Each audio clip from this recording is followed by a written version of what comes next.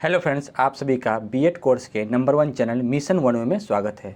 दोस्तों, आज हम लोग बात करेंगे डॉक्टर भीमराव अंबेडकर के बारे में। डॉक्टर भीमराव अंबेडकर का जीवन परिचय किस प्रकार था, उनके विचार क्या थे और उन्होंने आधुनिक भारत के बारे में, शिक्षा की व्यवस्था के बारे में किस प्रकार अपना योगदान दिया था, उसके बारे में हम लोग बात करेंगे। बीएड कोर्स का ये बहुत ही इंपॉर्टेंट टॉपिक है, जिस पे क्वेश्चन बनता है कि डॉक्टर भीमराव अंबेडकर के विचारों के संदर्भ में आधुनिक मूल्य की शिक्षा पर प्रकाश डालिए। ठीक है। और जो दोस्त मेरे इस चैनल पर नए हैं, प्लीज़ सब्सक्राइब करें और सभी दोस्तों तक शेयर करें, क्योंकि इस चैनल के माध्यम से बीएड कोर्स के सभी टॉपिकों को बहुत ही आसान और सरल भाषा में अच्छे नोट्स के साथ समझाया जाता है। यदि इसका पीडीएफ आप लोग को चाहिए तो डिस्क्रिप्शन में आप लोग को वहाँ पे व्हाट्सएप नंबर दे दिए, आप लोग उसके थ्रू जो है इसका पीडीएफ मंगा सकते हैं। तो आइए दोस्तों, शुरू करते हैं डॉक्टर भीमराव अम्बेडकर के बारे में। ठीक है। डॉक्टर भीमराव अंबेडकर का जो क्वेश्चन पूछता है एग्जाम में, वो इस टाइप से बनता है कि डॉक्टर भीमराव अंबेडकर के विचारों के संदर्भ में आधुनिक मूल्यों की शिक्षा पर प्रकाश डालिए। ठीक है। तो सबसे पहले हम लोग इसका रूपरेखा बनाते हैं। ठीक है। रूपरेखा में प्रस्तावना लिखेंगे, फिर डॉक्टर भीमराव अंबेडकर के विचारों के संबंध में आधुनिक मूल्यों की शिक्षा, फिर उसके बाद लिखेंगे भारत की समृद्धि में निःशुल्क एवं अनिवार्य शिक्षा और निष्कर्ष लास्ट में देखेंगे। तो आइए सबसे पहले शुरू करते हैं इंट्रोडक्शन, इनकी परिचय, प्रस्तावना। ठीक है। डॉक्टर अंबेडकर असमान शिक्षा नीति से बहुत दुखी थे। डॉक्टर भीमराव अंबेडकर का जन्म 14 अप्रैल सन 1891 में मध्य प्रदेश के महू गांव में हुआ था। यानी कि डॉक्टर भीमराव अंबेडकर जो है, असमान शिक्षा जो नीति थी उससे वो काफ़ी दुखी थे, है ना। इसी के बारे में जो है डॉक्टर भीमराव अंबेडकर जो अपना विचार दिए थे। तो डॉक्टर भीमराव अंबेडकर को जो जन्म हुआ था वो 14 अप्रैल 1891 में मध्य प्रदेश के महू गांव में हुआ था। कहाँ पे हुआ था? एक महू गांव में हुआ था। उनकी माता का नाम भीमाबाई सकपाल तथा पिता का नाम रामजी सकपाल था, तथा उनकी शिक्षा का संपूर्ण परिचय उनके महान गुरु ब्राह्मण कृष्ण केशव अंबेडकर था। यानी कि उनके जो एक महान गुरु थे जिसका नाम था ब्राह्मण कृष्ण केशव अंबेडकर थे, जिनसे अंबेडकर ने शिक्षा ग्रहण की थी। ठीक है। इस प्रकार उनके माता पिता एवं शिक्षक के मुख्य योगदान से उनका नाम भीमराव अंबेडकर पड़ा। ठीक है।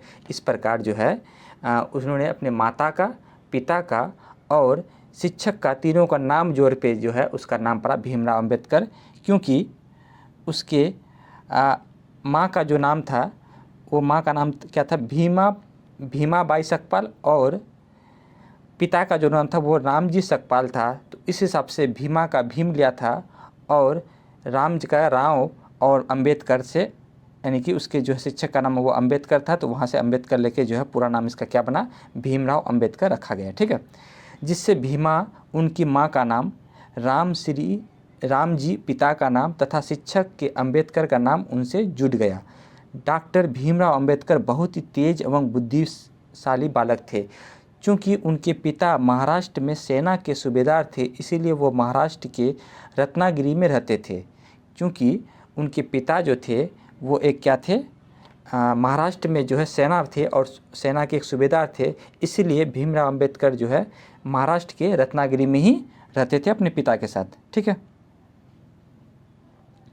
आगे देखते हैं। डॉक्टर भीमराव अंबेडकर एक महार जाति के थे। भीमराव अंबेडकर एक कौन जाति के थे? महार जाति के थे, जिनको वहाँ के लोग उनको एक नीच जाति मानते थे। महार जाति जो थी, वहाँ के लोग जो है उसको एक नीच जाति मानते थे, उनके साथ छुआछूत जैसा व्यवहार करते थे। इस कारण से डॉक्टर भीमराव अंबेडकर को बचपन में जाति भेदभाव का बहुत अधिक सामना करना पड़ा। मतलब महार जाति जो थी, वहाँ पे लोग जो थे उनको एक नीच जाति मानते थे और एक छुआछूत जैसा व्यवहार करते थे, इसलिए डॉक्टर भीमराव अंबेडकर को बचपन में जाति भेदभाव का सामना करना पड़ा। उस समय दलितों को कक्षा के बाहर बैठकर पढ़ाया जाता था। जो भी दलित व्यक्ति होते थे, जो नीच व्यक्ति होते थे, है ना, यानी कि महार जाति के जो व्यक्ति थे, उसको जो है कक्षा से बाहर बैठा के पढ़ाया जाता था। ठीक है। उनको पीने का पानी भी छूने की अनुमति नहीं थी। ना ही तमाम संघर्षों का सामना करते हुए डॉक्टर भीमराव अंबेडकर अपनी शिक्षा को जारी रखा। मतलब उनको पानी जो है पीने में भी उनको दिक्कत होती थी। तो इस प्रकार जो है डॉक्टर भीमराव अंबेडकर जो है सभी तमाम संघर्षों के बाद जो है उन्होंने अपनी शिक्षा को क्या रखा, जारी रखा। डॉक्टर भीमराव अंबेडकर पढ़ाई में बहुत होशियार होने के कारण उनको छात्रवृत्ति मिली, जिसके कारण उन्होंने न्यूयॉर्क के कोलंबिया विश्वविद्यालय में पोस्ट ग्रेजुएट करने का एक अच्छा मौका मिला। मतलब वो एक जो है बहुत ही बुद्धिमान छात्र थे, इसलिए उनको छात्रवृत्ति मिली, ठीक है। और उन्होंने न्यूयॉर्क के कोलंबिया विश्वविद्यालय से जो है एक पोस्ट ग्रेजुएट की उपाधि प्राप्त की, ठीक है। और आगे की पढ़ाई करने के लिए वो अमेरिका गए। आगे की पढ़ाई करने के लिए वो कहाँ गए, अमेरिका गए, ठीक है। और यह पहले ऐसे भारतीय थे जिन्होंने विदेश जाकर अर्थशास्त्र में पीएचडी डिग्री हासिल की। मतलब पहले ऐसे भारतीय थे डॉक्टर भीमराव अंबेडकर जिन्होंने विदेश जाकर जो है अर्थशास्त्र में क्या कर दिया, उसने पीएचडी किया। इनके सारे कई गुण थे जिसे सबको साथ में लेकर चलना, समाज के प्रति अपनी जिम्मेदारी को निभाना, दूरदर्शिता होना, प्रेम भावना होना, खुद पर विश्वास होना, कुछ नया करने की चाह होना, जो है ये जो है इनके अंदर गुण थे, ठीक है। आगे बढ़ते हैं।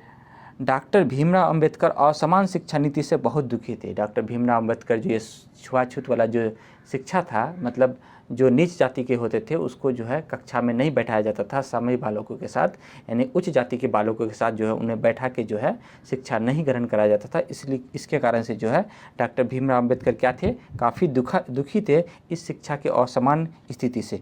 उन्होंने सोचा कि शिक्षा की स्थिति सुधारे बिना मानवीय जीवन का स्तर ऊपर उठाना कठिन ही नहीं असंभव है। डॉक्टर भीमराव अंबेडकर शिक्षा में भेदभाव का विरोध किया। डॉक्टर भीमराव अंबेडकर ने जहां अछूते को स्कूल में वेतनमान का अध्यापक जबकि अछूत अध्यापक सछूतों की विश्वविद्यालयों में नियुक्त नहीं किया जाता था। मतलब कुछ ऐसे अध्यापक होते थे जो अछूते होते थे, उनको जो है वेतनमान में दिक्कतें आती थी और उन्हें जो विश्वविद्यालय में बहाली नहीं कराया जाता था। इस प्रकार से जो है शिक्षकों को भी जो है, अध्यापकों को भी जो है इस जाति भेदभाव का सामना करना पड़ता था।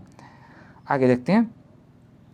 डॉक्टर भीमराव अंबेडकर ने ब्रिटेन के सम्राट साइमन कमीशन को भावना में अवगत कराने हुए कहा कि मेरी यही कामना है कि पूरे देश में स्कूलों और कॉलेजों का जाल बिछ जाए। मेरी ये भी कामना है कि शिक्षा के ज्ञान का प्रयास भारत की जनता के घर में पहुँचे।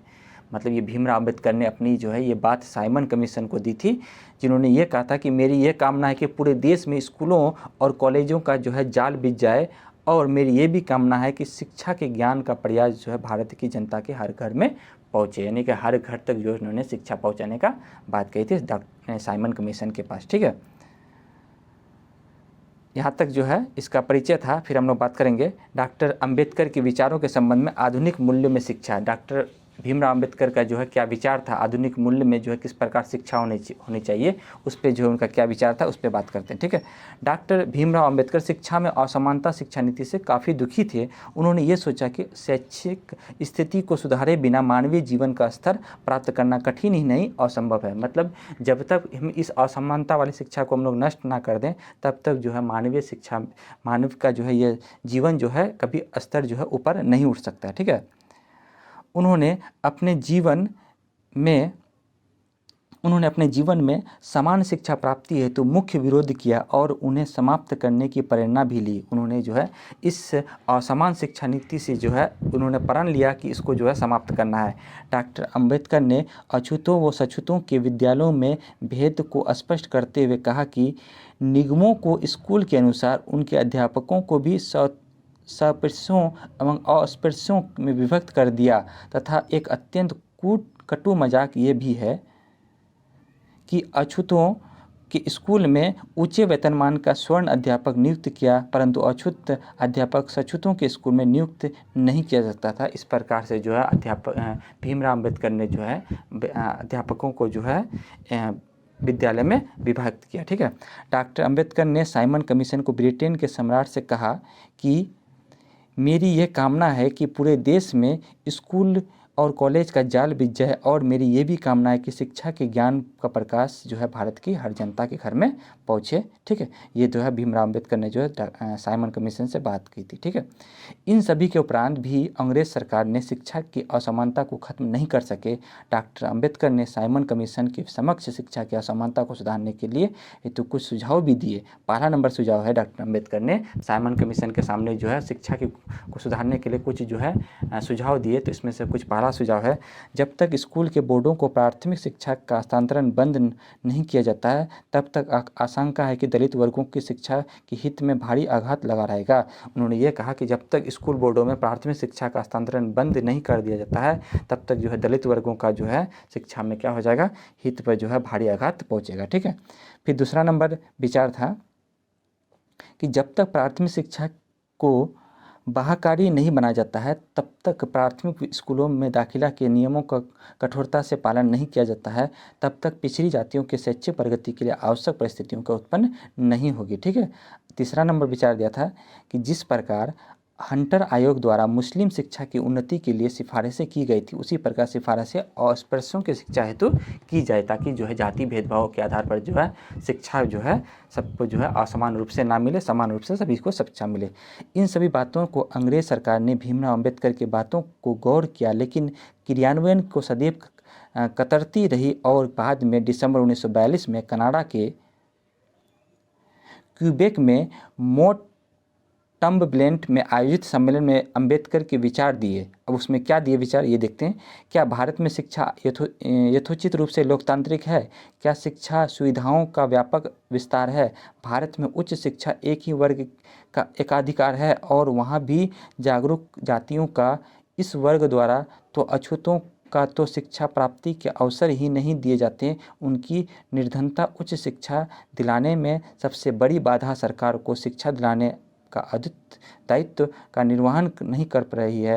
यद्यपि मैंने इस संबंध पर बहुत प्रयास किए। ये बात जो है अंबेडकर के विचार थे कि जिसमें जो है सभी को जो है असमान रूप से शिक्षा ना मिल के समान रूप से क्या मिले, शिक्षा मिले। ठीक है, अब हम लोग आगे बढ़ते हैं।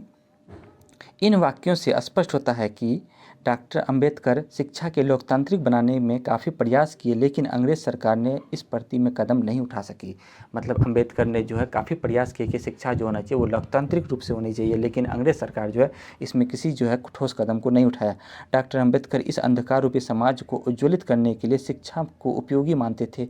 जो लोग अशिक्षित थे वो पशु के समान समझे जाते थे, और शिक्षा और वो अज्ञानता दुखी के जड़ है। लोग जाति के नाम पर छुआछूत जाति भेदभाव को सामाजिक व्यवस्था का घातक मानते हैं, जहां लोगों को धर्म के नाम पर शिक्षा विहीन किया जाता है।